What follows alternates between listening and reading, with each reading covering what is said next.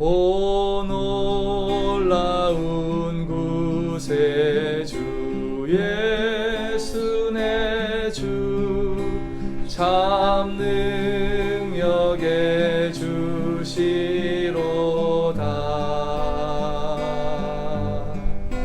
큰 바위 및 안전한 그곳으로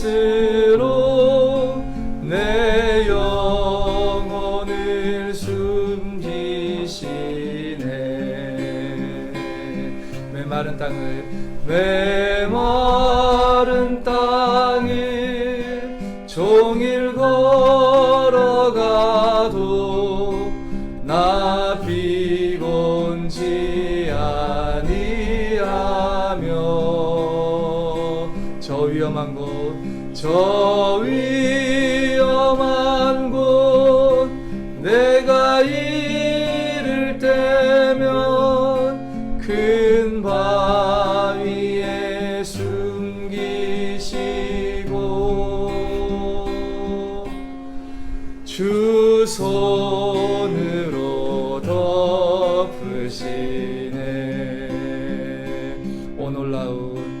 오 놀라운 구세주 예수 내 주 내 모든 짐 벗기시네.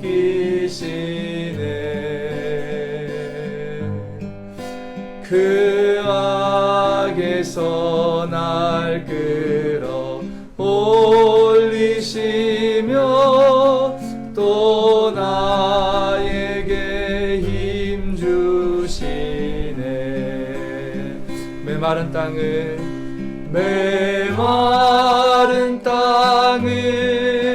종일 걸어가도 나 피곤치 아니하며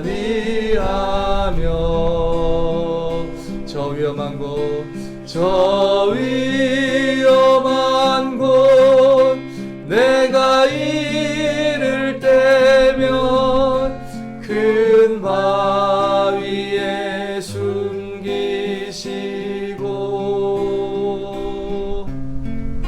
주 손으로 덮으시네. 증량 못할 은혜로 채우시며 늘 성령에 감아주사 큰 기쁨 중 주님을 찬양토록 내 믿음을 도우시네. 메마른 땅을 종일 걸어가도 나 피곤치 아니하며 저 위험한 곳 내가 이를 때면 큰 바위에 숨기시고 주 손으로 덮으시네.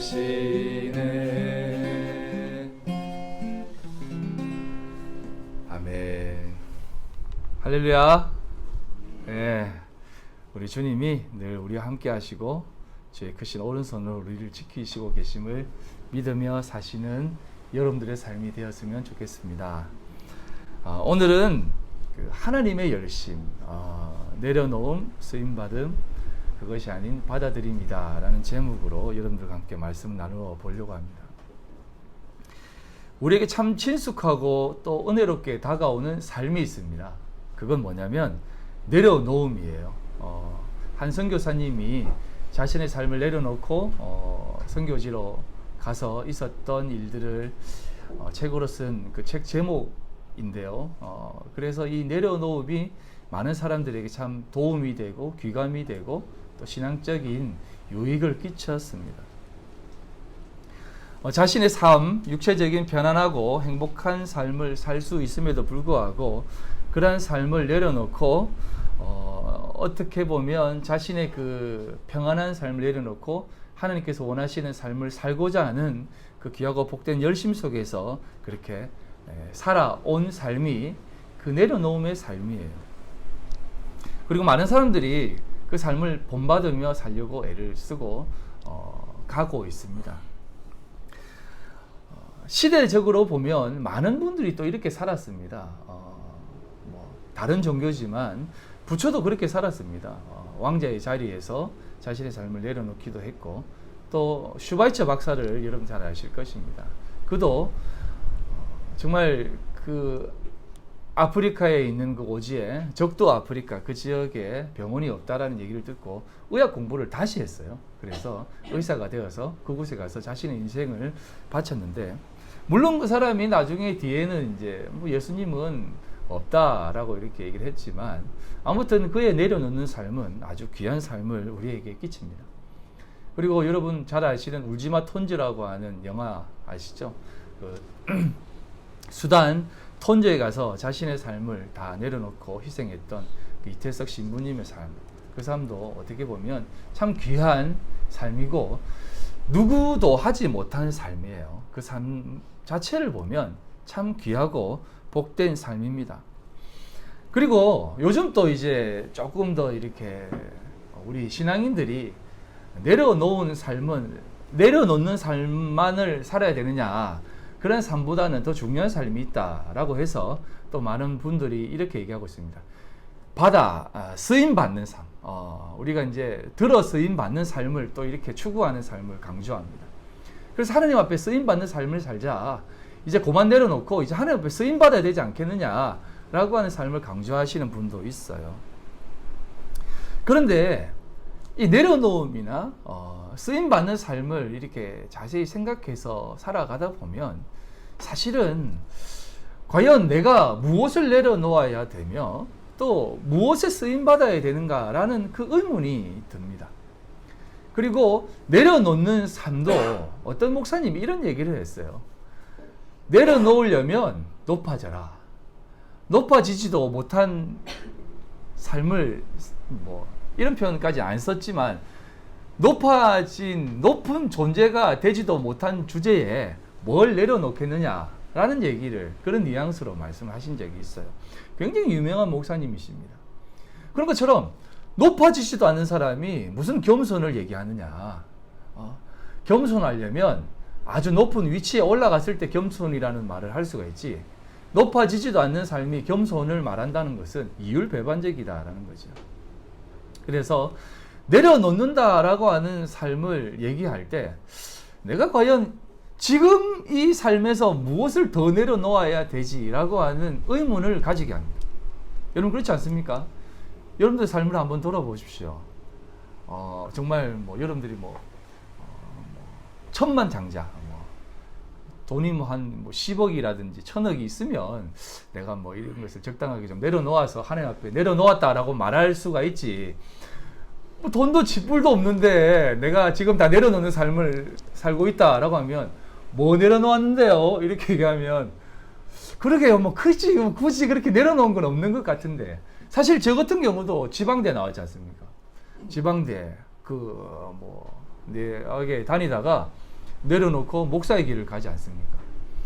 사실은 서울대 정도는 나와야지 서울대의 그 탄탄한 그 길을 버리고 신학을 갔다라고 말할 수가 있지, 지방대 나와가지고 무슨 내려놓을 게 뭐 있냐고, 신학교가 더 좋지 이렇게 말할 수 있지 않습니까? 그래서 이 내려놓는 삶이라는 것도 사실은 우리에게 있어서 조금 의문을 들게 합니다. 쓰임받는 삶도 마찬가지예요. 내가 하나님 앞에 쓰임받고 싶은데 그럼 어떻게 하면 쓰임받느냐라는 거죠. 내가 쓰임받으려고 하면 벌써부터가 머리에 쥐가 납니다. 어느 정도 해야지만이 쓰임받는 삶이지? 내가 어느 정도 이 시대 가운데에서 정말 뜨겁게 충성하고 헌신하는 삶을 살아야 되지?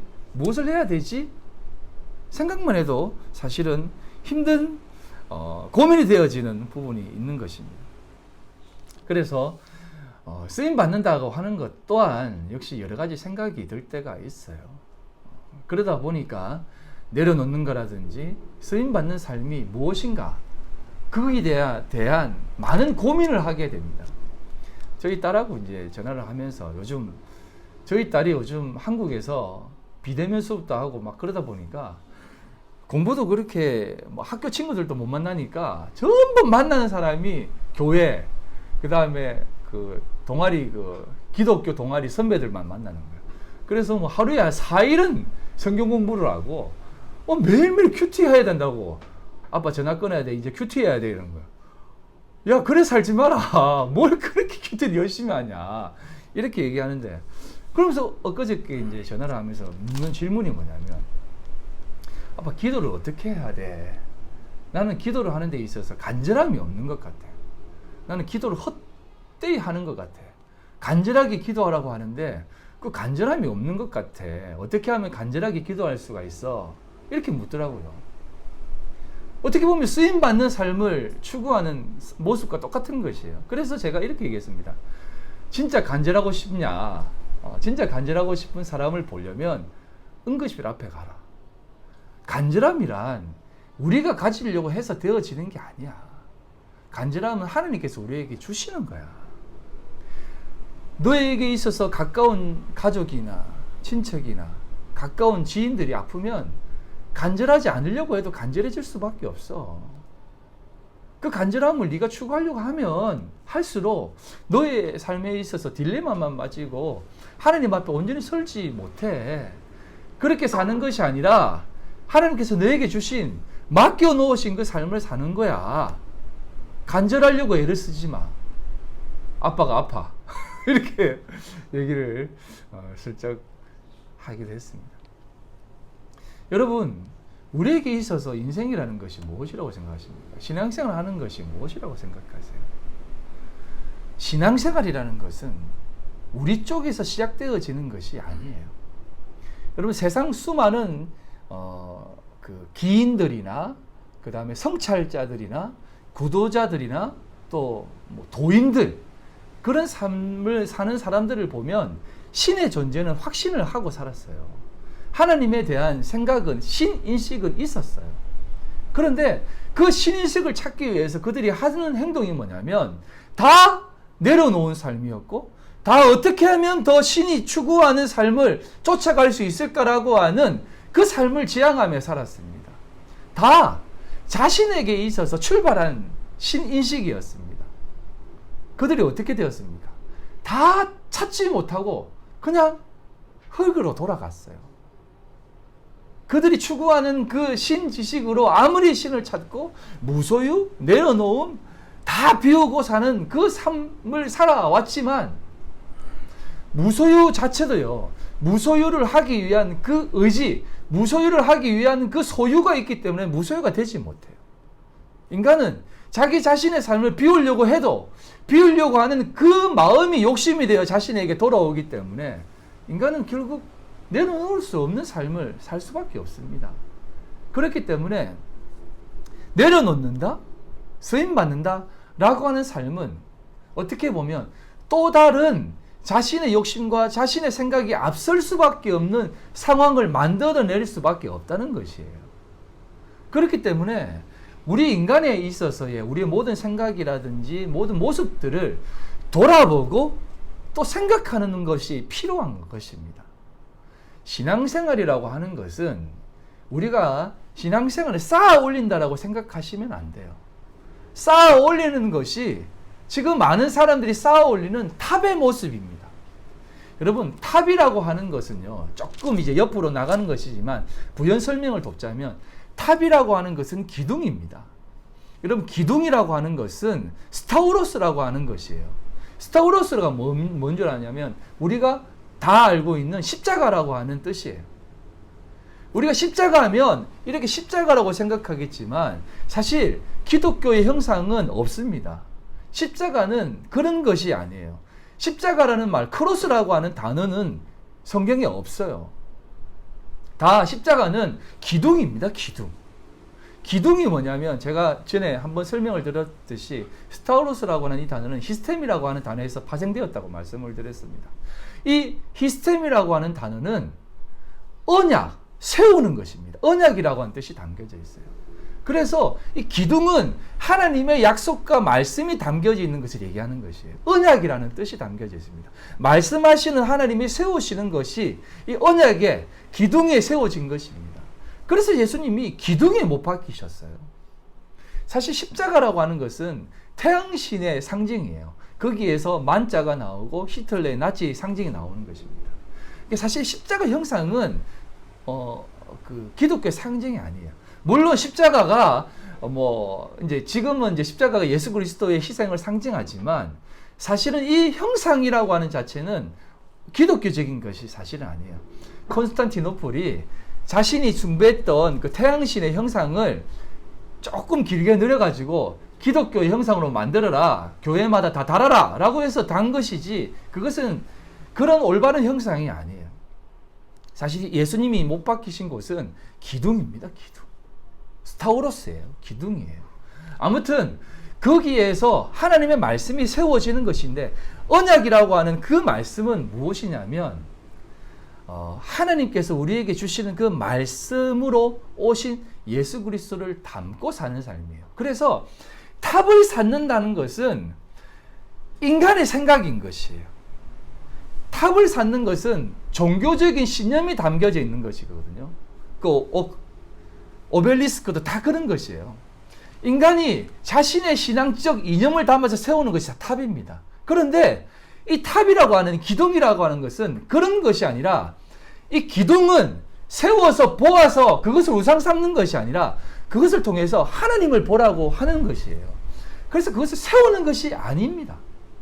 그런데 인간들은 그것을 세워서 그것으로 종교적 우상을 삼아버리는 것입니다. 그래서 여러분, 말씀을 볼 때도 이 말씀을 통해서 하나님을 보아야만 이 말씀이 말씀이고, 하나님이 드러나야만 이 말씀이 능력이 되는 것이지, 말씀 자체에 능력이 있다고 생각하지 마세요. 말씀은 말씀 자체로 능력이 있다고 하면 이 말씀 자체도 우상이 되어져 버립니다. 여러분, 성경 말씀 이렇게 막 벽에 걸어놓고 막 성경 말씀 막 온데 다 붙여넣는다고 해서 거기에 무슨 능력이 생긴다고 생각하세요? 마귀가 들어와서 요즘은 말씀이 있네? 도망간다고 생각하세요? 그렇지 않습니다. 그거는 부적과 똑같은 것이에요. 그것이 아닙니다. 말씀은 예수 그리스도를, 하나님을 담는 그릇입니다. 그래서 여러분, 우리가 내려놓는 거라든지 쓰임받는 것은 결국은 내가 하나님 앞에 자신의 신앙을 쌓아 올리는 개념이 되는 것이에요. 탑을 쌓는 개념이 되는 것이에요. 그것은 온전한 신앙으로 가지 못하는 방향이 될 수 있는 것입니다.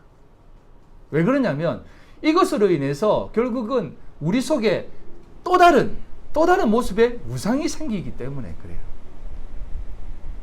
신앙생활이란 우리 자신이 비워지고 우리가 세운 탑들이 다 무너지고 하나님 앞에 없어지는 삶입니다. 그래야만 하나님의 은혜가 충만해지는 것이에요.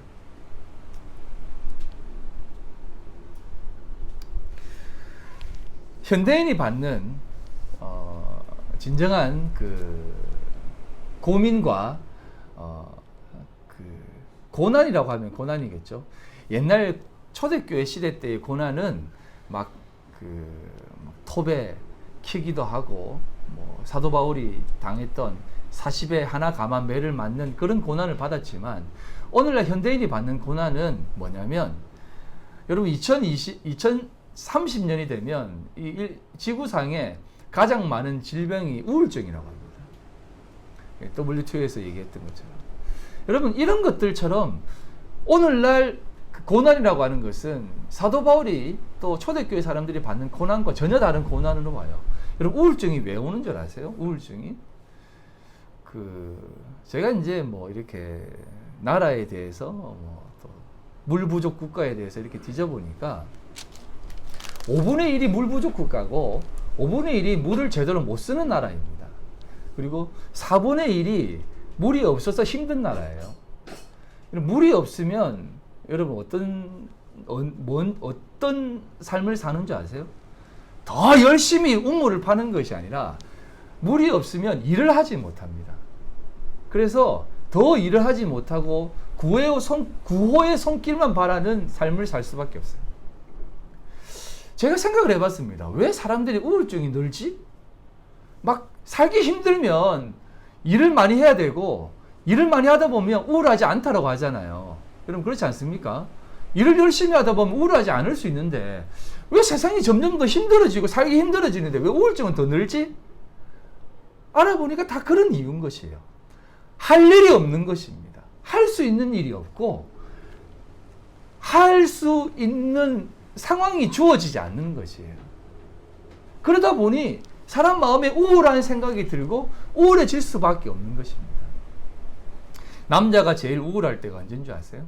할 일이 없을 때입니다.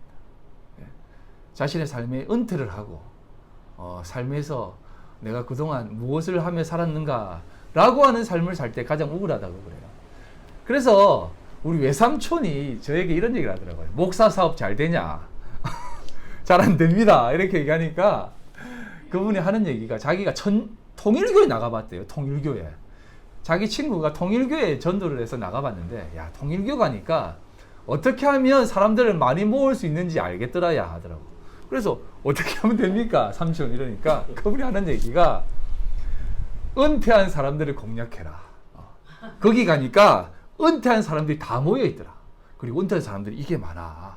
자기도 가니까 은퇴해서 공무원 하셨거든요. 충청도 분이시고 충주 뭐 늘 외삼촌 가족들은 전부 최소한 농협에는 들어가시더라고요. 요번에는 네가 어디 거기서 조합장 해야 되지 않아? 서로 다 뭐 이렇게 직함을 받고 하시더라고요. 그래서 다 장들입니다. 다 장들.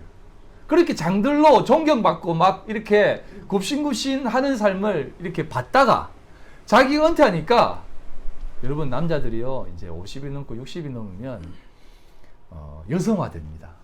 그래서 잠자고 일어나면 맞고 눈 뜨고 여보 어디가 하면 맞는데요. 요즘 남자들이 그렇답니다. 그래서 지금부터 잘하라고 하더라고요. 그런 취급을 받다 보니까 통일교 가니까 그런 퇴물 취급받던 그런 분들을 굉장히 사랑한다, 축복한다, 높이고 막 와 선생님 최고입니다 막 이렇게 하니까 더 가고 싶더라 야. 그러니까 그분들을 공략해라. 은퇴하신 분들을 잘 이렇게 끌어들이면 너 교회도 아마 잘 클 거야 라고 하시더라고요. 그래서 아 예 하고 말았는데 제가 무슨 얘기하다가 여기까지 왔죠? 아무튼 우리의 인생에 있어서 우울함이라고 하는 것은 일이 없을 때 더 찾아옵니다. 왜 하나님이 너희들 일해라, 일을 해야만 된다 라고 하신 줄 아세요? 일을 함으로 해서 그 일 속에서 하나님을 발견하라고 한 것인데 사람들은 그 일을 함으로 해서 하나님을 발견하는 것이 아니야. 아, 내가 저주받는 존재이구나라는 것을 깨달아야만 되는데 그렇게 생각하지 않고 그것으로 자기를 쌓아버린 것입니다. 내가 더 열심히 쌓아서 내 자신을 드러내려고 하니까 그것이 훅 무너지니까 나는 어디 있지? 라고 되어져 버리는 것이에요. 그래서 우울증이라고 하는 것은 결국은 나 자신에 대한 굉장한 큰 마음을 가질 때 오는 생각인 것이에요. 그래서 여러분 50이 되면 지천명이라고 하고 늘 나이가 차면 그렇게 매겨지는 이유가 뭐냐면 하늘의 뜻을 알고 사는 것이 가장 중요해요. 이제 내 인생에 있어서 일할 수 있는 시기가 넘어갔다라고 했을 때는 하늘의 뜻을 바라보고 하늘을 바라보고 내 자신을 비워나갈 때 우울증이라고 하는 것도 없어질 수 있는 것이에요. 하느님을 더 깊이 알고 내가 돌아갈 곳, 내가 나에게 올 그 하나님의 영광스러운 나라가 어디인지 깨달을 때 우리는 사실상 우울하지 않을 수 있는 것입니다. 더 희망차고 더 복된 것이에요. 그것이 진짜 신앙생활의 멋인 것입니다. 제가 지난주에도 말했듯이 신앙생활의 가장 유익한 점이 뭐냐면 질 수 있는 사람의 삶이라는 겁니다. 우리가 왜 집니까? 내가 그동안 어떻게 살았는데 나를 그렇게 취급해라고 하는 것입니다. 우리가 그렇게 살아왔기 때문에 질 수 있다라고 생각을 하세요. 우리가 그렇게 질 수 있는 것은 나에게 가장 영광스러운 삶이 준비되어져 있기 때문에 내 삶을 내려놓을 수 있고 비울 수 있고, 오른밤을 때린 사람에게 왼밤도 내어줄 수 있는 것입니다. 그게 우울함을 극복할 수 있는 길이라는 것이에요. 그래서 제가 오늘 그러면 성경적인 삶이 무엇이냐라는 것을 여러분들에게 알려주고 싶은 것입니다. 그게 바로 내려놓음도 아닌 쓰임받음도 아닌 받아들임이라는 삶이라는 것이에요. 그 삶이 어떤 삶이냐면 하나님께서 우리에게 주신 역할이라는 것입니다. 역할. 오늘날 우리에게 이러한 삶을 살게 하시고 그런 삶을 살게 하신 역할이 있는 것이에요. 모두 한 사람 한 사람에게 하나님의 역할을 다 부여하셨습니다. 그 역할을 오늘날 우리에게 내게 살아가게 하시고 원하신다는 것입니다. 그 삶을 살 때 우리에게 참된 유익이 있는 것이에요. 그런 삶을 살지 못하면 우리의 삶은 억울할 수밖에 없습니다. 왜 우리에게 있어서 억울함이 있습니까? 하나님의 뜻이 무엇인지 모를 때 억울하지 않습니까? 그래서 받아들임의 삶이 중요합니다. 성경을 자세히 보면 항상 성경의 모든 인물들은 다 하나님께서 주신 그 삶을 살아냈습니다. 오늘 특별히 아브라함의 인생을 조금 보려고 하는데요. 아브라함의 인생을 들여다보면 우리가 잘 알다시피 아브라함은 그냥 갈대아 우르에서 잘 살았습니다. 잘 살았는데 하나님께서 그를 끄집어내었습니다. 끄집어내어서 하나님의 사람으로 살게 하셨습니다. 하나님의 살게 하라고 하는 그 말씀을 아브라함에게 하셨습니다. 그런데 여러분 한번 생각해 보세요. 우리 인간은요, 한 번 얘기해서 들을 수 있습니까? 한 번 얘기해서 말 들을 수 있는 사람 한번 손들어 보세요. 절대 없습니다. 이건요, 자신의 인생을 내려놓았다라고 하는 것은 하나님이 계속해서 말씀했다라는 증거예요. 그렇게 강하게, 강력하게, 때로는 그의 주변의 신변에 어떤 일을 발생시켜서 그 일을 시켰다는 것입니다. 그래서 아브라함이 떠난 것도, 그 삶을 내려놓고 출발한 것도 사실은 하나님께서 시작하셨다라는 것이에요. 그런 삶을 아실 때 우리는 그 하나님의 참된 의도를 발견할 때 우리는 그 역할을 온전히 수행해낼 수 있는 것입니다. 조금 이해를 돕기 위해서 이 작품을 하나 보겠습니다. 여러분, 이 작품을 보면 코미디언이라고 하는 작품인데요. 마우리치오 카텔란이라는 이탈리아 설치 예술가가 한 작품인데요. 여러분, 이 작품이 얼마인 줄 아세요? 가격이? 아마 알 거예요. 처음에 나왔을 때 1억 4천에 이 작품을 샀습니다. 그리고 지금 1억 7,500까지 올랐대요. 네. 말이 됩니까? 이제 바나나 붙여놓은 게 무슨 1억 4천이나 합니까? 네. 그런데 이 바나나를 누가 먹어버렸습니다. 데이빗 다투나라고 하는 행위 예술가가 이것을 먹으면서 이제 경상도 말로 쪼개면서 이걸 먹었습니다. 이거 먹으면 어땠어? 나는 바나나를 먹은 것 뿐이야. 1억 4천만 원짜리를 먹은 것이 아니라 바나나를 먹은 것 뿐이야 라고 하면서 이걸 먹어버렸어요. 이 사람 1억 4천만 원 안 물려냈습니다. 왠지 아세요? 이 카텔란이라고 하는 사람이 만든 이 작품을 산 사람이 무엇을 샀냐면 이 바나나를 산 것이 아니라 이 카텔란이라고 하는 사람의 그 창의성, 그 창작성, 이 아이디어를 1억 4천에 돈을 주고 산 것이에요. 그렇기 때문에 이 데이빗 다투나가 이 바나나를 먹은 것은 그 창의력을 먹은 것이 아니라 그냥 바나나를 먹은 것입니다. 이 사람의 창의력은 그대로 있는 것이에요. 그리고 먹고 다시 붙여놓았어요, 저기다가. 예. 그럼 무슨 말인지 아시겠습니까? 모든 것은 보여지는 것이 다가 아니라는 것입니다. 그 사람의 의도와 그 사람의 생각이 더 중요하다는 것을 단편적으로 보여주는 예라는 것이에요. 우리가 살아가면서 우리의 삶에 있어서 내가 지금 나에게 주어진 그 인생과 삶의 순간순간이 이렇게 되어지고 또 말씀에 나와 있는 그 모든 삶의 순간과 행위와 모습들이 내 삶에 그대로 적용되어지면 이것은 살 수 없는 인생입니다.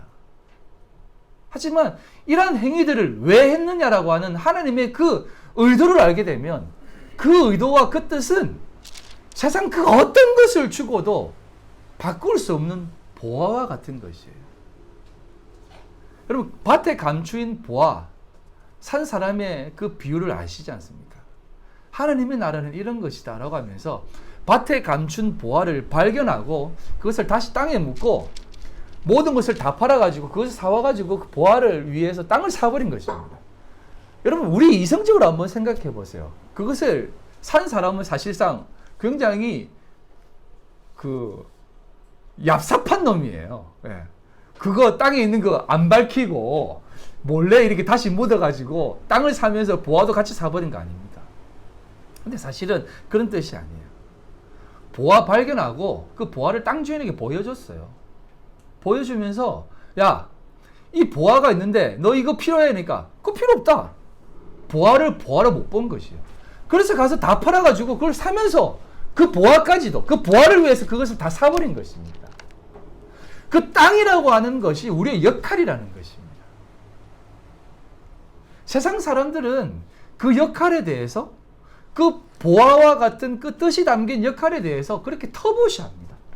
니나 살아 하는 거죠. 니나 그 길 가라 라고 하는 것이에요. 하지만 하나님은 아니다. 그것이야말로 그 길이야말로 가장 보배로운 길이다라는 것입니다. 그 하진이가 또 물어보더라고요. 아빠는 하나님 앞에 좀 잘 살아야 되는데 지금 내가 이렇게 사는 게 하나님 앞에 잘 사는 것이야? 좀 이렇게 좀 잘 쓰임 받고 싶은데 어떻게 살아가야 되는지 모르겠어라고 묻더라고. 그냥 물어봐요. 하진이가 뭐 지가 신앙이 좋아서 물어보는 게 아니고 들은 것이 있으니까 모르니까 물어보는 거예요. 그래서 하진아, 아무것도 하지 마. 그냥 너는 너에게 지금 그 학과를 주어줬잖아. 학교 시간 줬잖아. 열심히 공부해. 그게 하나님께서 너에게 보낸 자리야. 열심히 공부해. 그리고 자꾸 뭐 하나님을 위해서 하려고 하지 마. 그러면 그르칠 수밖에 없어. 하나님이 세상 모든 것을 만들어 놓고 우리에게 보여주시고 주셨는데 뭘 더 하려고 그래. 하나님이 너에게 맡겨놓은 일이 그 일인데 열심히 공부해서 그 자리를 지키고 그 자리 가운데서 하나님을 발견해야지. 공부하면서 코피도 흘려보고 눈물도 흘려봐. 그 속에서 하나님이 그걸 통해서 발견해야지. 다른 거 이렇게 공부하는 게 너무 힘들어 못하겠어 다른 거 할래. 이렇게 하는 순간 하나님의 뜻에서 벗어날 수밖에 없어. 그렇게 되는 것이에요. 여러분, 왜 한국 기독교가 이렇게 된 줄 아세요? 어떤 목사님이 한 얘기입니다. 한국 교회가 이렇게 된 이유는 신앙 좋은 집사님들, 장로님이 다 신학을 해서 그렇다는 거예요.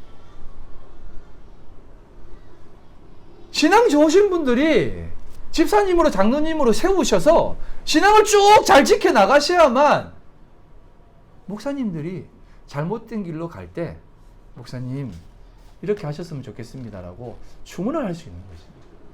그런데 신앙 좋은 분들은 다 목회해버리고 신학을 해버리니까 다 돈장노들만 남고 다 고만고만한 사람들이 대충 쓰임 받으려고 막 그렇게 살다가 이 모양 이 꼴이 된 것이에요. 사실은 제 말이 아닙니다. 어떤 목사님이 하신 것이에요. 예. 아무튼 여러분 우리에게 있어서 신앙생활이라고 하는 것은 하나님께서 우리에게 주신 그 역할을 잘 감당하는 삶입니다. 그 삶의 한 부분이 창세기 23장 21절로 23절에 등장하는데요. 이삭이 그의 아내가 임신하지 못함으로 그를 위하여 여호와께 간구하며 여호와께서 그의 간구를 들으셨으므로 그의 아내 리브가가 임신하였더니 그 아들들이 그의 태 속에서 서로 싸우는지라 그가 이르되 이럴 경우에는 내가 어찌할꼬 하고 가서 여호와께 묻자온대 여호와께서 그에게 이르시되 두 국민이 내 태중에 있구나. 두 민족이 내 복중에서부터 나누이리라. 이 민족이 저 민족, 저 족속보다 강하겠고 큰 자가 어린 자를 섬기리라 하셨더라 라고 합니다. 이삭의 자식들이 있습니다. 에서와 야곱, 야곱과 에서입니다. 이 두 사람은 태어날 때부터 인생이 딱 정해졌습니다. 여러분, 이 인생이 사실은 한 단면이고 부분이지만 하나님께서 이 땅 가운데 우리를 보내실 때 우리에게 있어서 그 역할을 감당하는 것입니다. 에서가 지옥 갔다? 야곱이 천국 갔다? 이런 개념이 아니에요. 하나님께서 그 역할을 그에게 부어주신 것입니다. 여러분, 인간적인 면에서는요, 야곱보다 에서가 훨씬 잘 살았어요. 훨씬 강하고 더 큰 민족을 이루었습니다. 그럼에도 불구하고 하나님께서 축복한 모습을 보여준 우리 눈에 축복받은 민족은 사람은 야곱입니다. 그러나 여러분, 인간적인 모습에서는요, 야곱이 그 바로 앞에서 얘기했을 때 험악한 인생을 살았습니다. 야, 네 나이가 몇인데 그렇게 얼굴이 안 좋냐? 라고 물을 때 제가 좀 험악하게 살았습니다. 라고 할 정도로 야곱의 인생은 험악했습니다. 그럼에도 불구하고 큰 자가 작은 자를 섬긴다라고까지 얘기하는 것이죠. 이게 그에게 있어서, 그들에게 있어서 역할로 하나님이 주어지는 것입니다. 여러분, 그 역할이라고 하는 것이 여러분 나쁘다라고 생각하지 마세요. 그 역할은 우리에게 있어서 가장 소중한 하나님의 뜻이 담겨져 있는 귀하고 복된 삶입니다. 우리가 늘 입버릇처럼 하나님께 영광 돌리는 삶을 살고 싶습니다. 하나님께 영광이 되는 삶을 살겠습니다. 라고 하지 않습니까? 그 영광이라고 하는 그 독사라고 하는 단어는 제가 일전에 말씀을 드렸듯이 내 삶 속에서 하나님이 투영되어질 때, 내 삶 속에서 예수 그리스도가 드러날 때 그게 영광이라는 겁니다. 그게 아니라 내가 시상식에서라든지 가장 높은 곳에서 하나님께 영광을 돌립니다 라고 하는 그 영광은 사실상 자신의 영광이고 인간적인 영광이고 많은 사람들이 공감하는 영광이지 하나님께서 원하시는 영광이 아닐 수 있습니다. 물론 그것도 하나님께서 받으시는 영광일 수 있지만 사실은 그 영광은 하나님께서 원하시는 영광이 아닐 수 있는 것이 다분히 많습니다. 성경의 인물들을 한번 찬찬히 들여다보면 다 그렇습니다. 여러분, 정말 영광받는 삶이라면 여러분, 예수님의 제자들이 다 영광받아야 되죠. 여러분, 예수님의 12 제자들이 다 어떻게 죽었습니까? 다 형장의 이슬로 사라졌습니다. 성령 충만하여서 하나님의 뜻을 전할 때 3,000명씩 전도되어질 때 얼마나 많은 영광이 있는 것처럼 보여졌습니까? 하지만 그들의 일생은 그렇게 역할을 보여주고 그렇게 삶을 살고 그 다음은요 없습니다. 기록되어지지 않아요. 그래서 바울 훅 넘어가 버립니다. 12 제자들 없어지고 바울 훅 넘어갑니다. 그리고 그들은 없어지는 삶을 삽니다. 그게 하나님의 영광된 삶, 역할의 삶이라는 것이에요.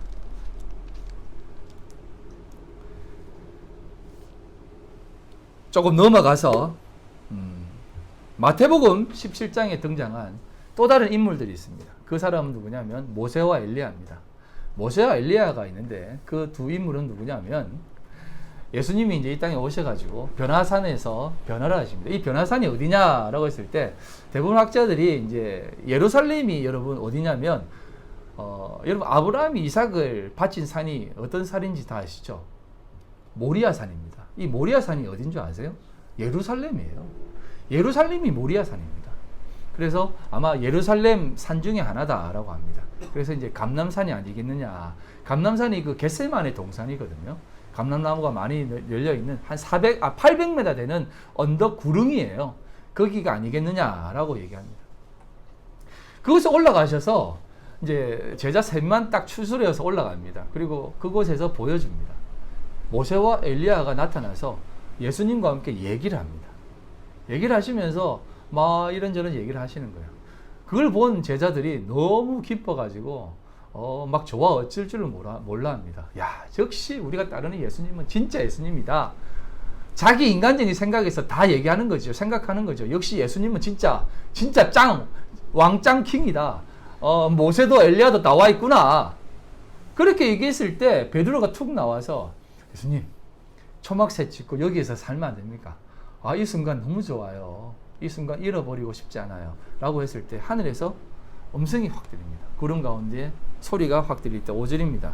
한번 읽어볼까요? 시작. 아, 예. 호련히 빛난 구름이 시작. 호련히 빛난 구름이 그들을 덮었더라.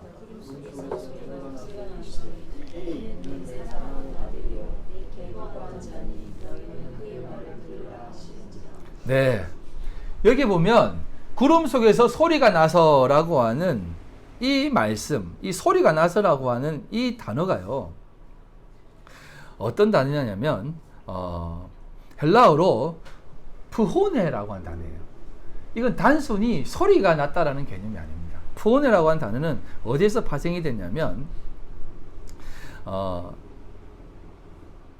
좀 글씨가 화이노와 푸오스라고 하는 단어에서 파생이 됐는데 이건 뭐냐면 빛을 확 밝혀서 드러내다라는 뜻이 담겨 있습니다. 그리고 이 푸오네라고 하는 단어는 소리라고 하는 단어가 있지만 어떤 단어가 있냐면 연설을 해서 그들에게 알려주다라고 하는 단어가 있어요. 이게 어떤 의미냐면 단순히 소리가 나는 개념이 아니라 제자들에게 또 이 성경을 읽는 우리들에게 예수 그리스도가 누구시냐라는 것을 확 드러내고 확인시켜 준 내용이에요. 그래서 이 얘기를 하고 집에 가자라고 합니다. 그리고 모세와 엘리야는 없어져 버립니다. 제자들이 붕 쪄버린 것이에요. 예수님의 옷은 다시 그대로 옛날에 입던 옷으로 돌아왔어요. 제자들이 너무 당황스럽고 힘듭니다. 여러분, 이게 무슨 말인 것 같아요? 모세와 엘리야가 누구냐를 살펴봐야 됩니다. 여러분, 모세와 엘리야가 누구냐면 유대인들에게 있어서 모세와 엘리야는 굉장히 큰 의미가 있습니다. 모세는 성전을 의미하고 있고요. 엘리야는 선지자 중에 가장 어떠민 사람입니다. 그런데 이때 왜 예수님과 함께 변화산상에서 모세와 엘리야가 등장했냐면 모세도 그렇고 엘리야도 그렇고 다 예수 그리스도를 예표하는 삶을 살았던 사람이에요. 모세의 일생을 잠깐 들여다보면 여러분, 모세 하니까 물에서 건져내었다라고 해서 모세가 됐잖아요. 여러분, 모세는요 그 당시 흔한 이름입니다. 이집트에서는요 투트모세 1세, 투트모세 2세 뭐 이런 게 있습니다. 라암세스라고 하는 왕조가 있고 투트모세라고 하는 왕조가 있습니다. 라암세스는 정통 왕조고 투트모세는 그 서자들 왕조예요. 그 중에서 한 아들이 모세입니다. 왕이 안 되어서 그냥 모세로 끝나버렸습니다. 그런데 여러분 알다시피 그 이집트 공주가 나일강에서 이렇게 몸을 이렇게 씻고 있었습니다. 근데 목욕을 했다라고 나와 있는데 여러분, 이집트 공주가 씻을 데가 없어가지고 나일강에 와서 씻었겠습니까? 이집트 왕궁은요 목욕 시설 다 있었습니다. 굉장히 화려하고 굉장히 훌륭했어요. 그럼에도 불구하고 나일강에서 몸을 씻었다는 것은 이것은 뭐냐면 제의식입니다. 제사를 드리는 것입니다. 나일강에 몸을 씻고 자신이 믿는 신에게 기도를 하는 것이요. 아들을 하나 주세요. 나에게 자식을 주세요. 근데 어느 순간 바구니가 하나 둥둥둥 또 올라가지고 아기가 뜨거우면서 자기를 보면서 쓱 웃는 거예요. 바로 아들을 삼은 것입니다. 왜? 신이 나에게 준 아들이거든요. 그래서 아들을 삼은 거예요. 여러분, 이게 어떤 의미가 있냐면 또 은혜로 와서 바로의 공주가 되었다라고 하는 것은 두 가지 의미가 있습니다. 그 모든 죄악 가운데에 우상이 판치는 그곳에 하나님이 그 복음의 씨앗을 심겨주고 예수 그리스도의 은혜를 심어주는 그런 개념이 되는가 하면 또 한 가지가 뭐냐면 그렇게 흘러간 사용받고 하나님 앞에 그런 역할로 쓰임받은 모세의 일생의 시작을 보여주는 것입니다. 그리고 나서 그가 어떻게 살았습니까? 40. 어떤 인생을 살았습니까? 그는 유대인으로 살아는 것 알았을까요? 몰랐을까요? 알았어요. 그가 유대인인 거 알았습니다. 피부 색깔도 다르고 눈동자도 달라요. 그럼에도 불구하고 왕으로 살았습니다. 왕자로 살았습니다. 그 인생은요, 어떻게 보면 자기가 원하지 않는 인생이었을 것이에요. 그 역할로 그가 살아낸 것입니다. 그러다가 자기가 원하지 않게 이스라엘 민족 좀 도와주려고 하다가 또 쫓김받아 40년 동안 도망자 신세로 삽니다. 얼마나 무섭고 두렵고 떨리는 가운데 살았겠습니까? 애굽의 국력의 그 어떤 권세 앞에서. 숨어서 살았겠습니까? 그렇게 40년 또 살았습니다. 80년 동안 이제 다 늙어가지고 이제 노후를 좀 준비해야 되겠다 하는데 또 갑자기 하나님이 나타나가지고 가라 하는 것입니다. 자기가 제일 싫어하고 두려운 땅으로 가라는 것입니다. 그의 인생이 어떤 인생이었습니까? 가기 싫다고 막 떼쓰다가 결국은 가지 않습니까? 그러다가 어떻게 되는지 아세요? 너 이스라엘 백성을 이끌어내는 그러한 구도자로서 구원자로서 살 것이다. 다 예수 그리스도의 삶 아닙니까? 이스라엘 백성들 애굽의 그 죄된 삶에서 끄집어내어서 약속의 땅으로 집어넣는 그 역할을 하고 너는 없어질 것이라는 것이에요. 그래서 모세가 가나안 땅에 입성하지 못하고 그는 그 앞을 바라보면서 그냥 없어져 버립니다. 그가 죽을 때 눈이 새하지 않았다라고 하잖아요. 말씀을 보면 눈이 새하지 않았다는 것은 죽을 때가 안 되었는데 죽었다는 것이에요. 여러분, 사람이 죽을 병이 걸리면 가장 먼저 눈이 흐리멍텅해집니다. 눈이 새하지 않았다는 것은 절대 죽을 이유가 없는 때였습니다. 그럼에도 불구하고 너는 이제 죽어라. 너는 이제 죽고 여호수아를 통해서 새로운 세대를 통해서 가나안 땅에 들어가는 것입니다. 그게 하나님께서 이루시는 방법이고 모습인 것이요. 모세도 다 예수 그리스도를 뜻하는 것입니다. 예수님의 인생을 한번 보세요. 예수님도 태초에 말씀이 계시니라 이 말씀은 곧 하나님이시다 라고 했을 때 말씀이 곧 예수님 아닙니까? 이 말씀으로 예수님이 이 땅에 오셨다는 것은 뭐냐면 하나님을 담는 그릇으로 오셨다는 것이에요. 예수님 자체를 여러분 섬기지 마세요. 역사적 예수를 섬기면 안 되는 것입니다. 예수님을 통해서 하나님의 마음을 깨달지 못하면 예수도 곧 우상이 될 수 있어요. 그래서 예수님이 오셔서 이 땅에서 복음을 선포하고 죽어버리신 것입니다. 없어져 버리고 새로운 모습으로 우리의 가운데 계시는 것이에요.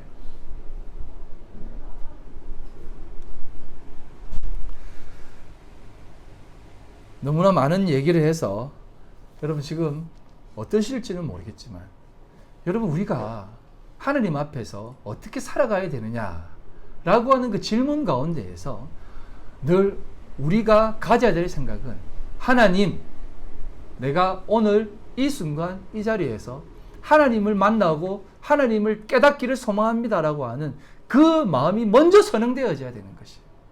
그러지 않으면 우리는 늘 하나님 뭡니까? 라고 하는 하나님 철저한 신뢰가 없어져 버리는 것입니다. 아브라함이 가장 먼저 갈대아 우르를 나와서 하란을 지나 가나안 땅에 왔을 때 하나님께서 기근을 보냅니다. 하나님이 아브라함에게 약속한 약속이 있습니다.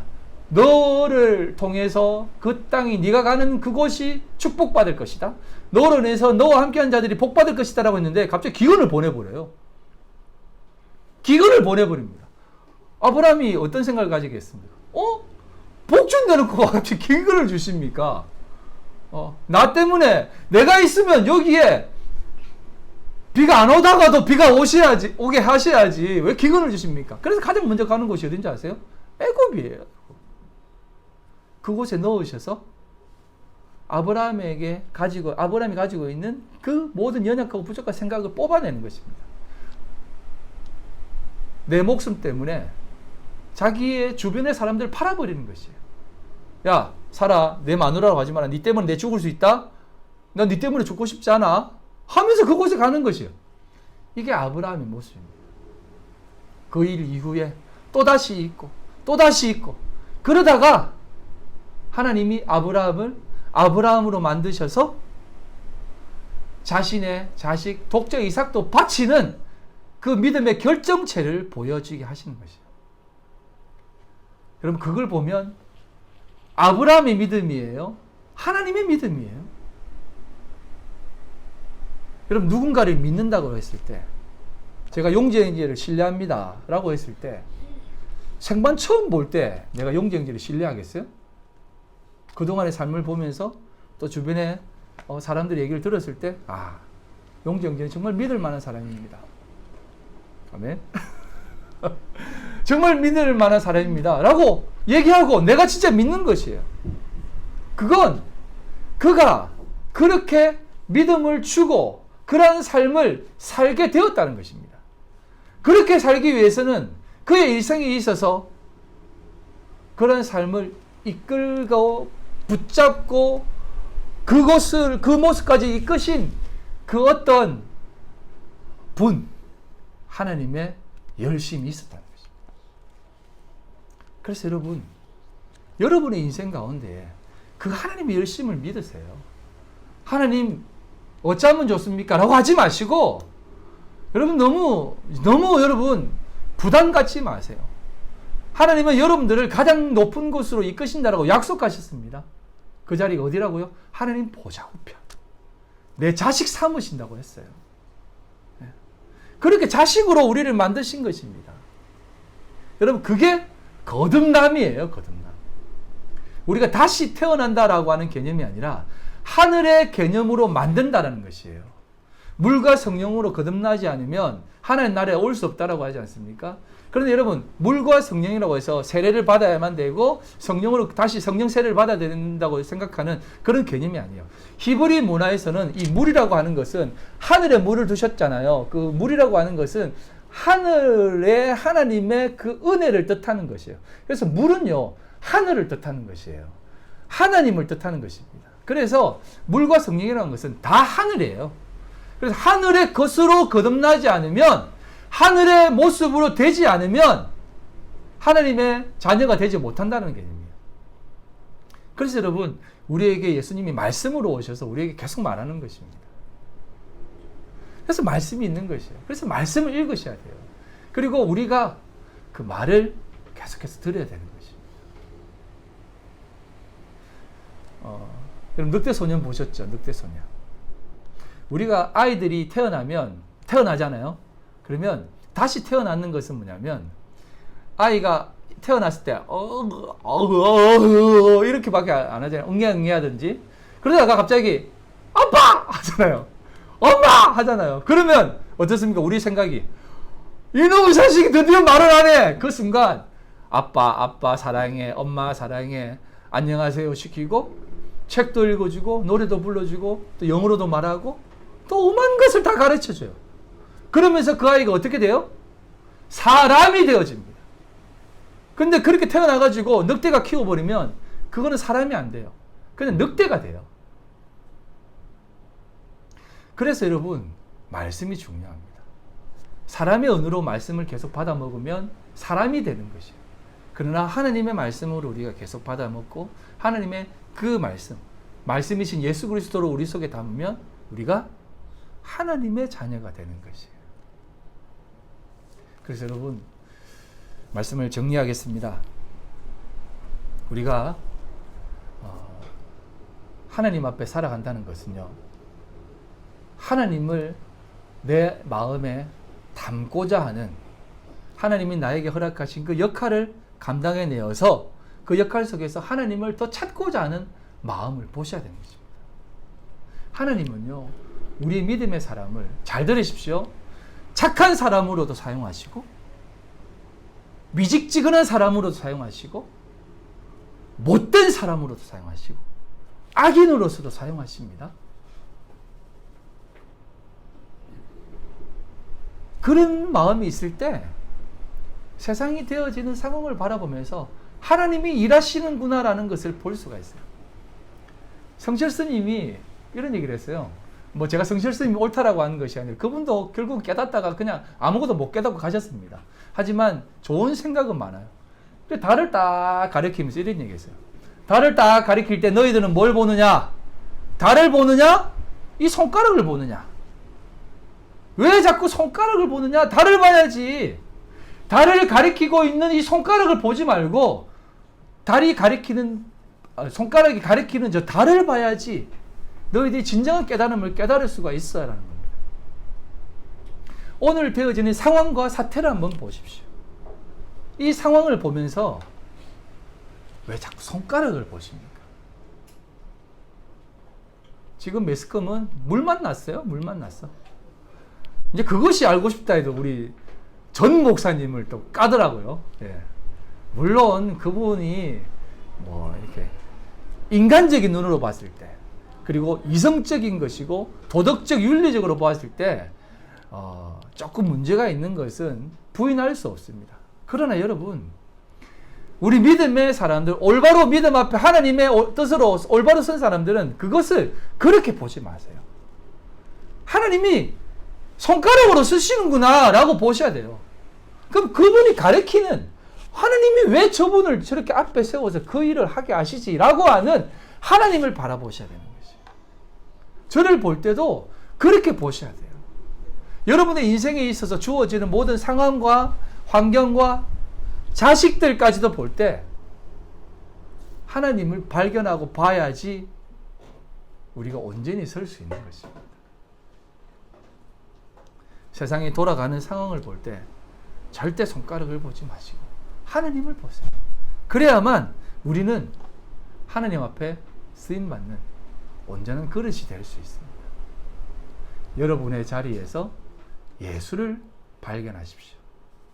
그 하나님은 지금도 여러분들에게 열심을 내어서 기근도 보내시고 복도 주시고 물질도 주시고 힘듦도 주시고 질병도 주시고 모든 고난도 주십니다. 하나님이 다 여러분들에게 하나님의 그 고급한 것을 바라보게 하시기 위한 하나님의 수고와 애씀이라는 것을 꼭 기억하십시오. 부모가 자식들 할 때 하는 거 똑같지 않습니까? 여러분, 지금 건이는요, 엄마의 매가 코로나보다 더 무서워요. 그렇지 않습니까? 코로나가 뭐가 무서워? 엄마의 매가 더 무섭지. 그런데 그 매가 매로 끝나는 거예요? 아니잖아요. 건이가 훌륭하게 크기 위해서, 예쁘게 자라고 귀하게 자라게 하기 위해서 엄마가 눈물을 흘리면서 매를 드는 그 마음 아니겠습니까? 네. 그 마음을 꼭 이어가시고 하나님께서 우리를 향한 그 열심과 수고를 기억하시고 오늘 살아가시는 우리 귀한 성도님들 다 되시기를 주님 이름으로 소망합니다. 우리 시간 기도하실 때 하나님의 인생 가운데에서 내 인생이 있는 것이 아닌 하나님께서 우리에게 허락하신 그 믿음의 역할을 잘 감당하는 삶이 되게 해달라고 기도하시고 하나님의 일하심에 신실하심을 의심치 않고 오늘도 살게 해주십시오. 신실하신 하나님을 믿습니다. 그렇게 기도하면서